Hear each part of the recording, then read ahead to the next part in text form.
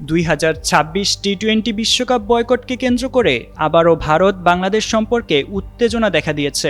চলমান এই পরিস্থিতির মধ্যেই যশোরের বেনাপোল বন্দর দিয়ে 3 মাস পর 4টি চালানে 510 টন চাল আমদানি করা হয়েছে। মঙ্গলবার বিকেলে 14টি ট্রাকে চালের এসব চালান বন্দরের 31 নম্বর ট্রান্সশিপমেন্ট ইয়ার্ডে প্রবেশ করে। বেনাপোল বন্দরের বন্দর পরিচালক মোহাম্মদ শামীম হোসেন জানান, 4টি চালানের বিপরীতে 510 টন মোটা চাল আমদানি হয়েছে। আমদানিকৃত চালের চালানগুলো বন্দর থেকে দ্রুত খালাসের জন্য নির্দেশ দেওয়া হয়েছে। বুধবার খালাসের পর এ চাল নেওয়া হবে অভ্যন্তরীণ বাজারে। চাল আমদানিকারক প্রতিষ্ঠান হাজী মুসা করিম অ্যান্ড সন্স আমদানি করা চাল ছাড়করণের জন্য কাজ করছেন C&F agent Messrs Bhuiyan enterprise.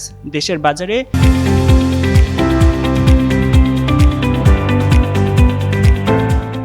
দাম কমাতে শুল্কমুক্ত সুবিধায় এই ছাড় সুবিধা দিয়েছে সরকার। বন্দর সূত্র জানায়, গত বছরের নভেম্বর মাসে এই বন্দর দিয়ে সর্বশেষ চাল আমদানি হয়েছিল 6,128 টন। গত 18 জানুয়ারি 232 আমদানিকারক প্রতিষ্ঠানকে 2 লাখ টন চাল আমদানির অনুমতি দেয় সরকার, যা সময়সীমা বেঁধে দেওয়া হয়েছে চলতি বছরের 3 মার্চ পর্যন্ত।